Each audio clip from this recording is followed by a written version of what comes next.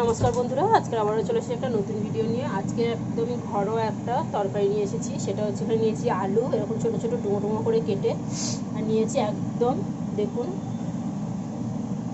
একদম পাকা কুমড়ো মিষ্টি, আর এখানে নিয়েছি ওল।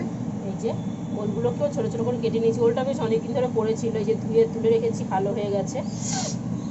ওটাকেও ডুমো ডুমো করে কেটে নিয়েছি। এখানে নিয়েছি একটা বড়ো সাইজের পেঁয়াজ, একটা টমেটো, আর বেশ কিছুটা চিংড়ি মাছ। এটা দিয়ে আজকের ওল চিংড়ির একটা তরকারি করব। এখানে নিয়েছি, এখানে বসিয়ে দিয়েছি কড়াইতে দিয়ে দিচ্ছি একটুখানি তেল। সবার আগে ওলটাকে একটু ভেজে নেব। এখানে কড়াইতে তেলের উপর একটুখানি নুন আর একটুখানি হলুদ গুঁড়ো দিয়ে দিয়েছি।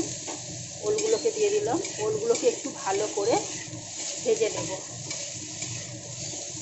ওলটা একদম শুকিয়ে গেছিলো, খারাপ হয়ে গেছিলো, যতটা বাটিয়ে দিয়ে পেরেছি নিয়েছি।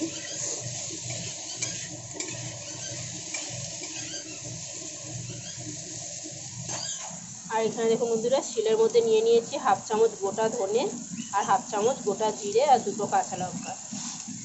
এটাকে একটু শিলে বেটে নেব। এখানে ওলটা ভাজা হয়ে গেছে দেখুন। এবারে দিয়ে দিচ্ছি কুমড়ো আর আলু। এটাকেও দিয়ে আমি হালকা করে একটু নাড়াচাড়া করে নিয়ে ভেজে নামিয়ে নেব। ওলটাকে বেশ খুব সুন্দর করে ভেজেছি।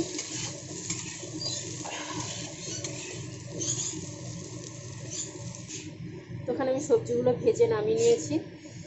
এখন এখানে দিয়ে দিলাম একটা তেজপাতা, একটা শুকনো লঙ্কা আর একটুখানি পাঁচফোড়ন। এবারে আমি রান্নাটা বসাবো। এখানে দিয়ে দিচ্ছি এবারে পেঁয়াজ।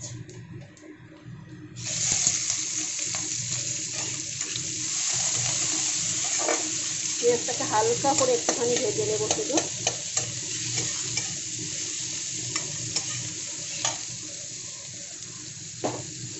এখন দিয়ে দিচ্ছি টমেটো আর চিংড়ি মাছ।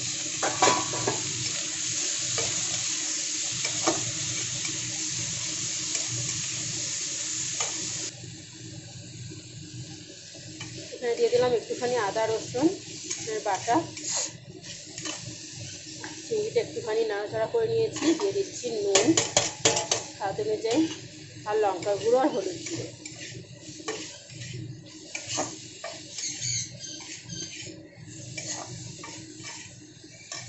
এবারে দিয়ে দিচ্ছি বেটে রাখা মশলাটা, মানে জিরে, ধনে আর কাঁচা লঙ্কা।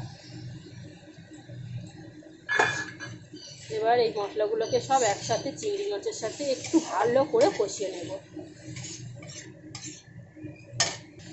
এখানে চিংড়ি মাছটা খুব ভালোভাবে কষানো হয়ে গেছে মশলার সাথে। এবারে দিয়ে দিলাম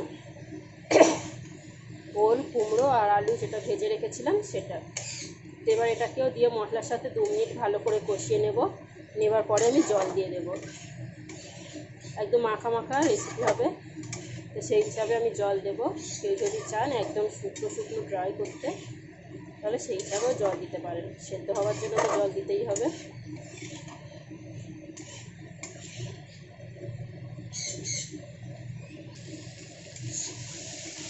এখানে ভালো করে কষিয়ে নিয়েছি মশলার সাথে। এবারে দিয়ে দেবো জল দিয়ে এটাকে ঢাকা দিয়ে দেবো। জলটা অবশ্যই নিজেদের পছন্দ মতো দিতে হবে।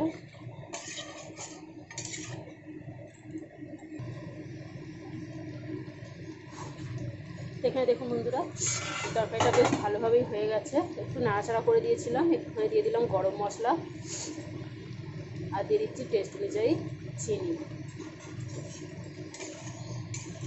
এই দেখুন ঝোলটা একদম মোটা হয়ে গেছে। দু একটা সবজি একটু এরকম করে ঘেটে দিলে, আর কুমড়ো আছে, তরকারির গাঢ়ভাব নিয়ে কোনো কিছু ভাবনার নেই। এই যে দেখুন কত সুন্দর হয়েছে। আমি এবারে গ্যাসটাকে অফ করে দেবো। আজকে ভিডিও কেমন লাগলো বন্ধুরা, অবশ্যই একটা লাইক, কমেন্ট, শেয়ার করে জানাবেন। ভালো লাগলে আমার চ্যানেলটাকে সাবস্ক্রাইব করবেন। বন্ধুদেরকে অনেক অনেক ধন্যবাদ আমার ভিডিও দেখার জন্য। আজকে এই পর্যন্ত। আজ তাহলে আসি, টাটা।